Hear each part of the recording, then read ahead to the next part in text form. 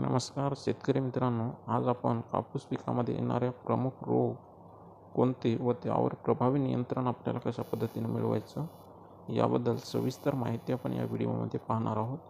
कापसाच्या पिकाची चांगली वाढ होते, त्याचबरोबर अनेक रोगांचा प्रादुर्भाव आपणास त्या ठिकाणी पाहण्यास मिळतो. जशी कापसाची चांगल्या पद्धतीने वाढ होते, पूर्ण वाढ, त्यानंतर अनेक रोग आपण त्या ठिकाणी पाहत असतो. तर त्यावरती आपल्याला नियंत्रण कसं करायचं, चला तर मग बघूया. तर कापसावर अनेक प्रकारचे रोग आपण पाहतो, त्यापैकीच मूळकूज हा देखील एक खूप महत्त्वाचा आणि गंभीर असा नुकसान करणारा असा रोग आहे. तर मूळकूज हा कापसाला होणारा एक गंभीर रोग आहे. या रोगामुळे मुळांची कूज होते, त्यामुळे रोपांची वाढ खुंटते व परिणामी आपल्या उत्पादनावर त्याचा खूप मोठा परिणाम होतो. तर बघूया याची लक्षणं कशा पद्धतीची असतात. तर मित्रांनो, ही जी मूळकूज आहे, ही मूळकूज रोपांची वाढ त्या ठिकाणी खुंटते, पाने पिवळी पडून गळून जातात, झाडे अचानक वाळायला लागतात, मुळांची साल निघून आतला भाग तपकिरी व काळा होतो. त्याचबरोबर मुख्य मुळावर कूज येते व त्याची दुर्गंधी देखील यायला लागते. आजार प्रादुर्भाव जास्त असल्यास उत्पादन मोठ्या प्रमाणामध्ये कमी होतं. तर वाढ खुंटलेली झाडे आपण अशा पद्धतीची बघू शकतो.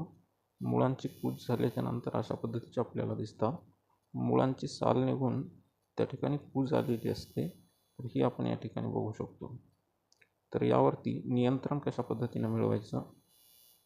तर मित्रांनो, मूळकूज हा रोग आपल्या पिकाचं खूप मोठं नुकसान करतो. तर त्यासाठी यावरती नियंत्रण आपल्याला खोल नांगरट करून उन्हात आपली जमीन वाळली पाहिजे. त्याचबरोबर रोगमुक्त बियाणं वापरावं. त्याचबरोबर पिकाचा फेरपालट करणं हे देखील खूप महत्त्वाचं आहे. आणि शेतात पाणी साचणार नाही याची काळजी घेणं खूप महत्त्वाचं आहे. यामुळेच सर्वात जास्त मूळकूज हा रोग आपणास पाहावयास मिळतो. त्याचबरोबर सेंद्रिय खतांचा वापर करून मातीची सुपीकता वाढवावी, यामुळं मूळकूज येणार नाही. त्याचबरोबर बियाणे प्रक्रिया करणं हे देखील खूप महत्त्वाचं आहे. बियाणे प्रक्रिया करत असताना कार्बेंडेजियम 50% WP 2 ग्रॅम किंवा थायराम 75% WP 2 ग्रॅम प्रति किलो बियाणाला लावून नंतर त्याची लागवड करावी. त्याचबरोबर रासायनिक नियंत्रण करत असताना ड्रिचिंग मुळाच्या भोवती करायची. तर त्यामध्ये कार्बेंडेजियम 50% WP 1 ग्रॅम प्रति लिटर पाण्यातून याची ड्रिचिंग करायची आहे.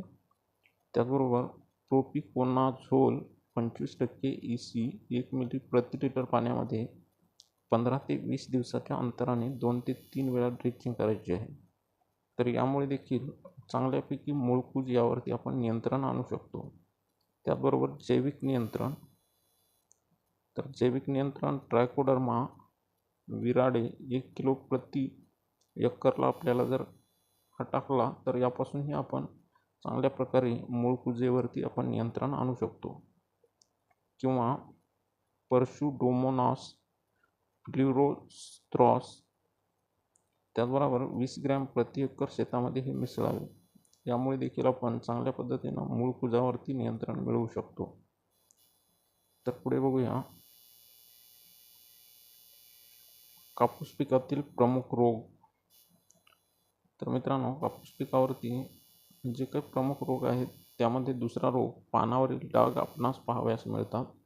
तर त्याचं नियंत्रण आपणास कशा पद्धतीनं करायचं, सुरुवातीला त्याची लक्षणं काय असतात हे बघूया.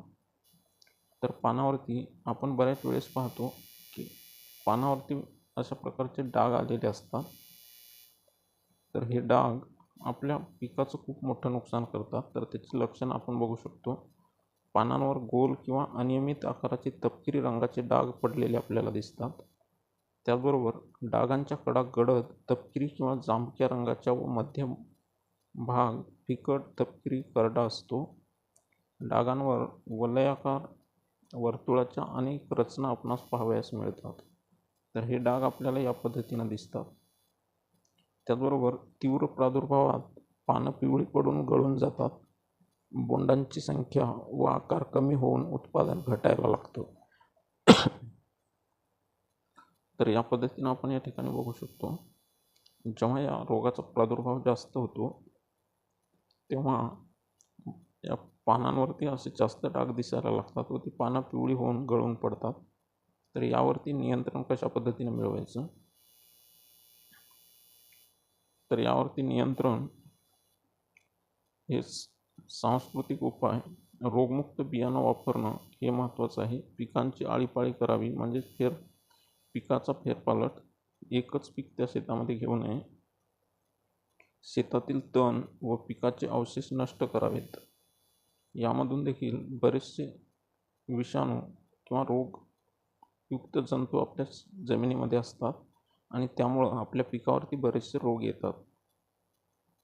योग्य अंतर ठेवून पेरणी करावी, हेही महत्त्वाचं आहे. पाण्याचा निचरा होईल अशी व्यवस्था आपण करणं गरजेचं आहे. त्याचबरोबर बीज प्रक्रिया करत असताना कॉर्बेंडेजियम 50% WP 2 ग्रॅम किंवा थायरम 75% WP 3 ग्रॅम प्रति किलो बियाण्यास लावून त्याची बीज प्रक्रिया करणं महत्त्वाचं आहे. त्याचबरोबर रासायनिक नियंत्रण मिळवत असताना त्यामध्ये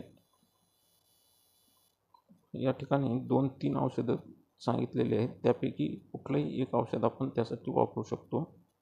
मॅनकोझेब 75% WP 2.5 ग्रॅम प्रति लिटर पाण्यामध्ये, क्लोराथॅलेनिल 75% WP 2 ग्रॅम प्रति लिटर पाण्यामध्ये, हेही आपण वापरू शकतो. त्याचबरोबर ॲझॉक्सिस्ट्रोबिन 18.2%, डायफेनोकोनाझोल 11.4% SC 1 ml प्रति लिटर पाण्यामध्ये, याची देखील आपण फवारणी करू शकतो. 10 ते 12 दिवसाच्या अंतराने 2 ते 3 फवारण्या केल्यास चांगल्या प्रकारे आपल्याला त्याचा फायदा होतो. त्याचबरोबर रोगांची पहिली लक्षणे दिसताच फवारणी करणे खूप महत्त्वाचे असते. पावसाळी वातावरणात प्रतिबंधात्मक फवारणी करावी, हेही खूप महत्त्वाचं आहे. म्हणजेच रोग येण्याच्या पूर्वी फवारणी करणे. त्यानंतर पुढचा जो रोग येतो तो रोग बघूया. तर अल्टरनेरिया ब्लाइट हा रोग देखील त्याच रोगाच्या जवळपास सारखा असतो. अल्टरनेरिया ब्लाइट हा कापूस पिकावरील महत्त्वाचा बुरशीजन्य रोग आहे. तर ही त्या बुरशीपासून तयार होतो. या रोगामुळे उत्पादनामध्ये खूप घट होते व तसेच तंतूंची गुणवत्ता देखील कमी होते. तर आपण बघू शकतो, हा रोग अशा पद्धतीच्या कापसावरती अशा पद्धतीचे टिपचे आपणास पाहावयास मिळतात. तर याची बघूयात लक्षणं कशी असतात. तर मित्रांनो, पानांवर गोलाकार तपकिरी ते काळे डाग आपणास पाहावयास मिळतात. डागांना वलयासारख्या कडा असून मध्ये राखाडी ते फिकट तपकिरी केंद्रे असतात. जुनी पाने पिवळी पडून गळून जातात. त्याचबरोबर डाग देठ, बोंड किंवा खोडावरही दिसू शकतात. म्हणजे केवळ पानावरतीच हे डाग नसतात, तर या खोडावरती सुद्धा आपल्याला पाहावयास मिळतात आणि पानावरही अशा पद्धतीने पाहायला मिळतात. त्याचबरोबर बोंडावर देखील अशा पद्धतीने आपणास पाहावयास मिळतात. आणि जेव्हा हा रोग जास्त पसरतो तेव्हा ती पानं पिवळी पडून गळून जातात व बोंडांचे आकार छोटे राहतात व तंतूंची गुणवत्ता देखील कमी होते. तर यावरती वेळेत जर नियंत्रण नाही केलं तर खूप मोठं आपल्या उत्पादनामध्ये घट होते आणि आपलं उत्पादन घटून आपल्याला आर्थिक नुकसान भरपूर प्रमाणामध्ये सोसावं लागतं. तर बघूया याचं नियंत्रण कशा पद्धतीनं करायचं. तर मित्रांनो, यासाठी सांस्कृतिक उपाय, तर रोगमुक्त बियाणं वापरणं हे महत्त्वाचं आहे. पिकांचे अवशेष शेतातून दूर करून जाळून टाकावीत. त्याचबरोबर पिकांची फेरपालट करावी. अति पेरणी टाळावी. संतुलित खतांचा वापर करावा. निचरा चांगला होईल अशी व्यवस्था करावी, म्हणजे जमिनीमध्ये पाणी साचून राहणार नाही याची काळजी घेणं खूप महत्त्वाचं आहे. त्याचबरोबर बियाणे प्रक्रिया, कॉर्बेंडेजियम 50% WP 2 ग्रॅम किंवा थायरम 75% WP 3 ग्रॅम प्रति किलो बियाण्यास लावून बीज प्रक्रिया करावी. त्याचबरोबर रासायनिक नियंत्रण अशा पद्धतीने आपण मिळवू शकतो.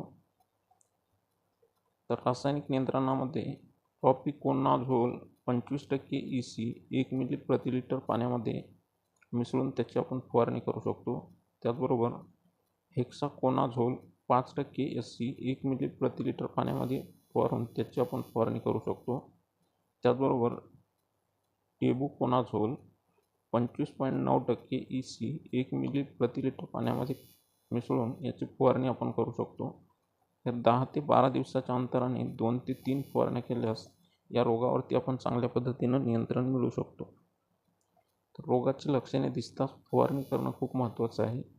पावसाळ्यात प्रतिकूल हवामानात प्रतिबंधात्मक फवारणी करणं देखील महत्त्वाचं आहे. म्हणजेच आपणास असं वाटते की रोग पिकांवरती येऊ शकतो, तर अशा वेळेस प्रतिबंधात्मक फवारणी महत्त्वाची असते.